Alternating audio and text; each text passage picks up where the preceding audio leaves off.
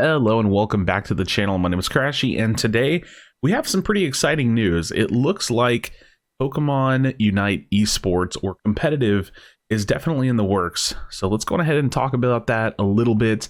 Go ahead and show you what we know so far, and let's go ahead and dive into it. All right, so let's move over to Twitter, and we can see this post, and this is going to be coming out from the Pokemon Unite Japan account. And it essentially, with Google Translate, says the first official online tournament for Pokemon Unite will be held on September 19th, Sunday. It's a one-day tournament with up to 256 teams that can easily join from home. We are accepting entries, so please make an entry with your team or with your friends below. And then they have the link on the Pokemon Unite Japanese website, and this is an official tournament. So as I can tell, and from what I've been kind of deducting and reading online from different translations, is that you do have to be able to speak and read Japanese to enter. It doesn't necessarily seem like you have to be Japanese to enter. So there's a little bit of a barrier for entry there, but I want to talk about the implications of this. This tournament is going to be sponsored by JCG Co. Limited, which seems to be like a Japanese esports team, as others have noted. And so it is a tournament that is officially run by the game through the developers, or even maybe with the backing of Pokemon Company, because most likely they have to get approval for them to do something like that anyways. And it will be the first tournament that's coming, and it's not global. That's the thing. It's a Japanese tournament, and even if other people can enter, it is just for, you know, Japan focused at the time. So they do have this like sign up process here.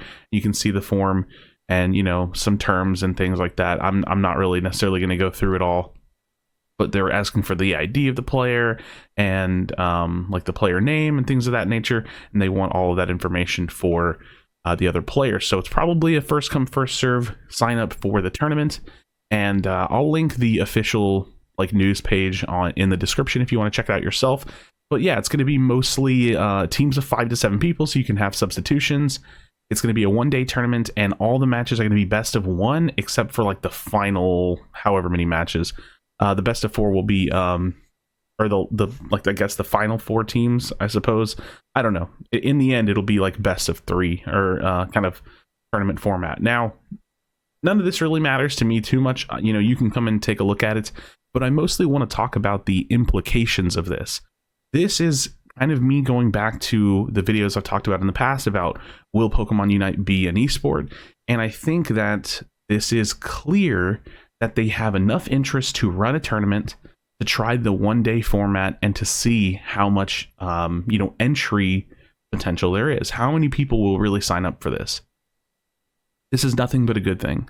This will lead to future tournaments. This will most likely lead to additional financial support for the competitive scene. This will most likely lead to development for the game that is healthy and competitive, if that is their goal. And this is kind of what I've been saying the whole time. You know, launching the game with a ranked mode, launching the game with a leaderboard, custom matches, and testing a spectator mode, all of that just seems like a recipe for competitive and for, you know, at least some level of esports potential. And this is something that I think that could really take the game to the next level. Now, obviously, they have some things that they need to fix about the game, and that's not really an issue, but this is something that will legitimately push the players in the direction of sticking with the game and playing the game more seriously and wanting to be prepared to sign up for these kinds of tournaments. Now, it looks like the tournament is basically going to be held most likely third party. I don't think any of this is like built into the game. I would personally love to see them kind of take the Fortnite route where they physically build in tournaments and you can like sign up in game and then kind of like show up and play. I don't know if that's possible. I mean, that's just a lot of work. Like as far as the actual development side of things, that's a lot of work. I would love to see them go that route, but most likely not. They'll probably be doing tournaments like this where it's like a third party tournament sponsored by, you know, some form of platform or, you know, tournament organizer. But nonetheless, I think the implications of this are nothing but a good thing. So let me know your thoughts in the comment section down below. Do you think that this will continue to push further? For me personally, I'm going to tell you right now, I think that this is a clear indication that Pokemon Esports will be coming, like Pokemon Unite Esports will be coming. It will most likely lead into a tournament that will be, you know, for maybe they'll dump one for like every region. Maybe they'll eventually announce some kind of a world championship.